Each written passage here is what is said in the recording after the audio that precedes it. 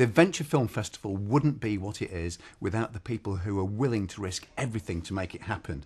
And I'm not talking about the stars themselves, the thrill seekers. I'm talking about the heroes behind the camera. People like legendary adventure cameraman Paul Mungo Mungeam. And he's agreed to join us this side of the camera to tell us some more. You scored 9 out of 10 in the impulsive sensation-seeking scale, which is actually really high. But tells me you probably like unpredictability, novelty, taking off at short notice. Does that match your career as an adventure cameraman, do you think? 100%, yeah. I mean, my job entails literally taking phone calls, and quite often they'll just say, "Are you free? Can you come to the Arctic tomorrow? Are you free? Can you come to the Himalayas or whatever?" And in a split-second decision, not quite a split second, but I have to make a decision to go. But that's my job. What if I was to phone you up and say, Mungo, are you free to go to Leeds? Is there something? Has it got to be? I'll take longer to think about it. Yeah, okay. That's for sure. Yeah. I'll probably say, "What is it? Tell me about it." Whereas if it's to the Arctic or the Himalayas, I'll say, "Yeah, I can do that." Yeah. So when your phone rings, I'm just trying to think that is it that moment of excitement that keeps it fresh for you? Is it getting those jobs and sort of learning about them? Do you find yourself getting excited at the moment when people start telling you about what you're going to be doing? I think probably 10 years ago, yeah. I mean, I've been doing it for 18 years now. So obviously the novelty wears off, and even, I know it sounds spoilt, but going to the airport and getting on the plane is just going to the office for me. And it is. And in fact, in a way, I kind of craved these days, I kind of crave normality, opposed to, most people kind of crave the adventure and whatever. I'm kind of almost the opposite way around now, because I've lived so much of it, and it's just part of my life. Do you think those moments of normality, let's say, every day that we all experience, living at home, all those things, do you think you need those moments to be able to appreciate the adventures? Do you think there's something about having a healthy balance between the two? Yeah, absolutely. I mean, without one, the other wouldn't warrant any kind of interest at all, would it, really? Yeah. And I think, I mean, bizarrely, when I'm up a mountain with a bunch of, a great big, pack of baboons or something like that, it's things like going to Starbucks that I really miss. Bizarrely, but it is. And just living those, going for coffee with your mates and doing all the really mundane, normal things. Cooking at home, cooking my tuna and pasta, my signature dish. I think it is that normality. But I love adventure, but it's what I do. I'm very lucky in that I'm paid to do it as well. Yeah. And how long do you think you could go? If I was to say you can't go on any more trips, how long do you think it would be before you started going a little bit mad at home? Do you know what? I don't know. I mean, for the last 17, 18 years, I've been on a pretty regular basis, going off and doing mad, wonderful things, and being very fortunate to do it, and I very much appreciate it. At the moment, I've been in the UK for about 2 months, and I'm doing all right. I think my pulses are still at a kind of healthy rate. Yeah. So I mean, I reckon given 6 months, I'll probably get itchy feet and need to get some kind of hit of some kind. Yeah. Now, somebody with a high impulsive sensation-seeking score, one of their traits is also, what should I say, unpredictability, a little bit sort of acting on impulse, bad at planning. Doesn't sound like the traits of a cameraman. Would you say, are you a very impulsive person? Do you, because obviously as a cameraman you have to be meticulously prepared, but also you want to be impulsive as a high sensation seeker. So I think that's probably where I probably mix it up a bit. In the question, I think it's literally, both. I mean, it is. I mean, I am impulsive in that I'll go and do things at the drop of a hat, probably without thinking too much about it. But on the other hand, like if we're shooting Man vs Wild with bear and stuff like that, it's stunt based, a lot of it. So you have to be meticulous in what you're doing in order to be safe. And also with regards to filming equipment, you can have one tiny piece of kit missing, and that means you can't shoot. It just won't work. So I don't know. It's weird, isn't it? It's kind of a bit of both, really. And I remember when I was doing the test, I remember answering that, and that was the one that really stopped me. And I thought, I thought exactly that. You know, I am impulsive, but yet I am meticulous at the same time. Yeah. There's a sort of duality going on there, Yeah. isn't there? Yeah. And I wonder if that kind of duality also as a cameraman might also be reflected in your sociability score. Now, I noticed that you scored 6 out of 10, which is kind of about average or maybe slightly below average. And I wondered, when you're on adventures which obviously involve lots of people, you kind of use the camera as a way of hiding almost, so being part of the adventure but also having a kind of private space as well. So you tell us a little bit about going on adventures but being behind the camera rather in front. How does that change?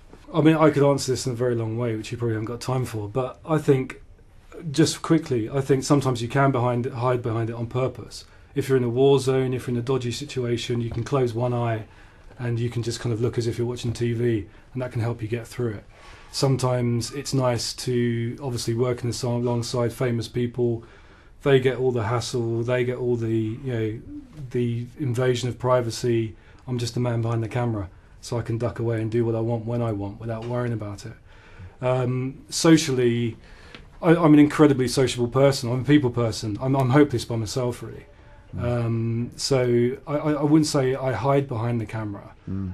I'm sitting in front of a camera now, but you know, I think if you work around cameras, you get the cameras and you understand it, don't you? Yeah. So, but I wouldn't say I definitely wouldn't say that I kind of seek to hide behind the camera. Yeah. Maybe hiding was the wrong word, but I suppose also the camera can open up spaces, so immediately it gives you an excuse to interact with people and to be part of a team. Absolutely. I mean, at the moment I'm doing quite a bit of directing as well, and you know, sometimes you go in with a camera and people just freak out, but obviously it's my job to kind of set people at ease, have a bit of a laugh with them, and then get the best from them as well. So yeah, absolutely. Yeah, so you kind of use it as a tool in your adventures, really. Yeah. But when I look at your activity score, you score max. You score 10 out of 10 on activity, which means you're the kind of person who craves challenges, likes competition, likes hard work, likes to be doing something all the time, likes to be active. And I suppose, have you ever been on an adventure without a camera? And how's that been? I mean, for example, a camera also gives you something else to do because you're a bit fidgety, you want to do stuff and be on the adventure. Have you ever been on an adventure without a camera? Certainly holiday-wise, I don't know if that comes into it. Yeah. I mean, well, actually, I can't really answer that because I don't take holidays. I don't. It's terrible, isn't it? Yeah. I mean, but I mean, the idea of having a holiday sitting around the pool does my head in. I'd rather not go. Yeah. And I know lots of people in the past, especially ex-girlfriends, kind of think that my job is one big holiday, but it's not. Yeah. I mean, that's obviously a popular misconception of, you know, being a cameraman out working in these places. It's an adventure, but it's kind of hard work. It's incredibly hard work. Yeah, and if you're in all the environments, like I work in, like everything from Arctic to desert to mountain to jungle to savannas to ocean to air, you know, it's exhausting, and you have to be fit to do what you do. Can you tell me about the first time ever you remember being thrilled as a little boy? I think probably the first time that I really got a buzz out of doing something that active was on a family holiday down in Cornwall, where we used to stay in Rock as a family, and then we used to go around the corner to Polzeth, and we used to surf there. Oh, sorry, we didn't say surf there, but we used to like body surf on like these kind of floorboards, because it was like the kind of, you know, 70s, late 70s, 80s.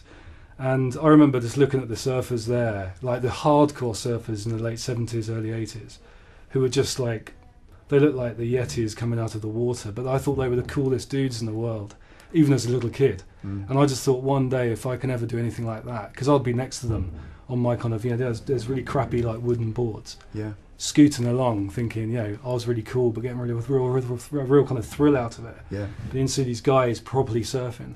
And one of my proudest moments was like when I was 16, 17 and I learned to surf properly in Australia, because I used to live out there, and I came back and I could do it with the, you know, I was one of the ones out the back with the big boys, and I kind of, you know, that was a childhood dream. Yeah. I mean, that's interesting, because obviously, even at that age, you were using your imagination and thrilling yourself. And I suppose, in a way, now as a cameraman, you're helping an audience of millions to have these dreams and imagine what it might be like to doing something that Charlie's doing or somebody else. Absolutely. I mean, does that? Are you aware of that? You know, when you're a cameraman telling the story, are you aware of trying to thrill people at home? Yeah, I guess so. I mean, I've never thought about it as thrill people, but Yeah. I think it's more of inform people about what we're doing. You know, in that if we're there, we're the eyes of the audience, of the viewer. So we want to let them know what's going on, what it feels like. So I guess we are thrilling them. Yeah. Yeah. So you are conscious of trying to make people feel something at home rather than you're not shooting a documentary. No. That's for sure. Absolutely. It's very experiential. Isn't Yeah. it? So if you're in a helicopter, you're doing a shot where you look down, you look out, to show just how high they really are. Yeah, you show the edge of the feet on the precipice, and you see the bits of rock dropping down. And I guess we are. We're trying to add the jeopardy and the journey and the thrill. Yeah, excellent. What's the most uninhibited thing you've ever done? I think that would probably be involved. It would probably involve getting naked somehow, because it's not something I normally do. Yeah. I do remember one instance when I'd been filming in the Cook Islands. I'd been there for 10 weeks, and it kind of ran over Christmas. So we're away for Christmas, and don't tell my family, but it's one of the best Christmases I've ever had. I remember on the evening, it was either Christmas Eve or Christmas evening itself. I remember having a few beers, stripping off, and doing a naked backflip into the pool.